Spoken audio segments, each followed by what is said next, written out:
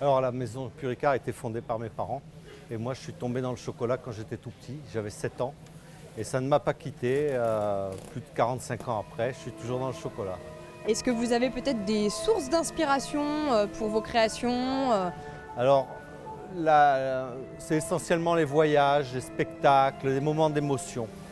J'ai un moment d'émotion, se traduit chez moi en goût, en saveur, après que j'essaie de dupliquer en chocolat pour faire plaisir.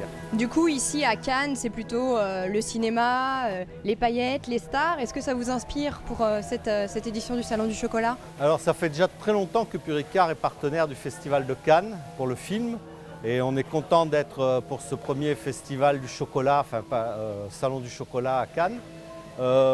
Mais pour être honnête, je n'ai pas encore eu d'inspiration, on va dire, un film ne m'a pas inspiré dans une création d'un chocolat.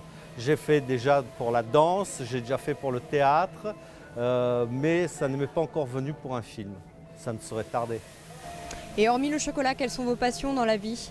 Alors tout ce qui est sport motorisé, les voyages, toujours les voyages. Je voyage énormément pour mon métier, pour aller voir les plantations, pour connaître les nouvelles saveurs, les fèves de cacao. Je fais à peu près 6 à 7 voyages par an, dont au moins 5 dans les pays producteurs de cacao.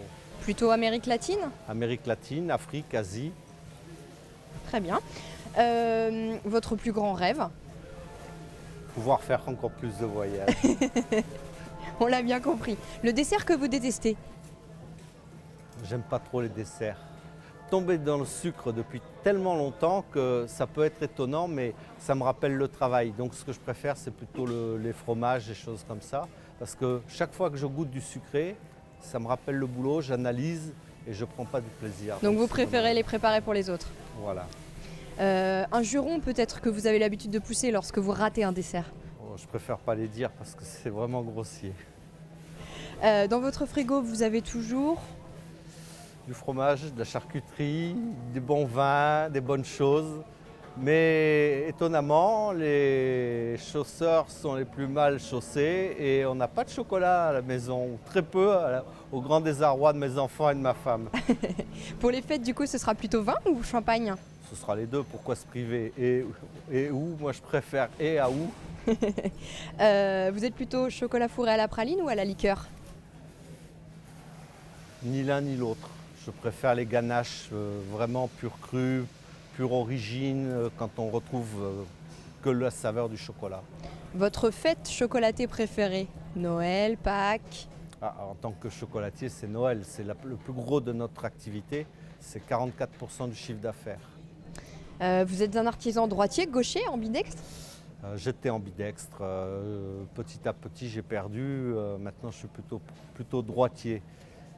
D'accord, et enfin une dernière question pour finir sur une note d'humour. Comment est-ce que vous feriez entrer un éléphant, excusez-moi, dans un frigo?